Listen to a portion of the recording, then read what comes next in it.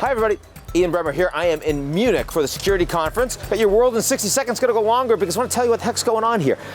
It's interesting, a lot of existential angst at this year's conference because you've got all the NATO allies and they're not sure exactly what they want in the region or the world. NATO hasn't really changed all that much since the Soviet Union's collapse, but it also hasn't had to, in the sense that the real concern has been Russia and it's been the military balance in the region. If you're sitting in Europe, and particularly Eastern Europe, that's been what you've been primarily exercised with. And so even though Trump has said, it's obsolete, no, it's not anymore, they're spending more money and there's a lot of forward deployment. But this year, the focus isn't Russia. The focus is China, it's Huawei, it's technology, things that NATO isn't really good at. And the Americans, all of them, not just the Trump administration, Secretary of Defense, Secretary of State, but also Speaker Nancy Pelosi on the Democratic side, they're all coming here and saying China's the principal threat. And the Europeans, none of them are saying that, and they're deeply concerned that they're going to be forced in the middle and squeezed by the Americans and hit hard on sanctions if they decide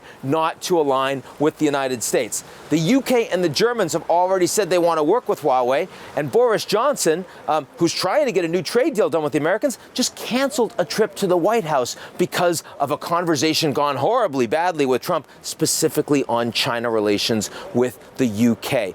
He's not here today, neither are any of his ministers. Wasn't at Davos either. A lot of inward focus. Where's the special relationship if you don't have the United Kingdom? Where's NATO? Macron is probably the most important leader here, but he's focusing on how Europe needs to have a stronger, more sovereign defense.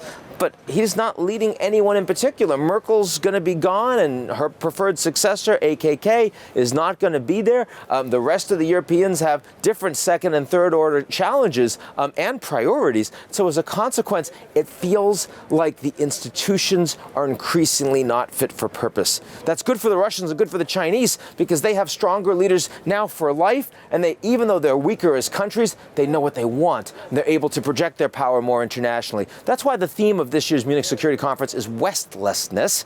And of course, I feel a bit West-West, but it's also because we don't know exactly what the West wants, who the West is. And while you have the Chinese and the Russians being more assertive in different ways, you have the West with many parts of their populations not even believing that their own institutions are legitimized, never mind what they should be doing around the world. So anyway, that's me. That's your Munich in a little more than 60 seconds. I'll be back again with your world and shorter next week.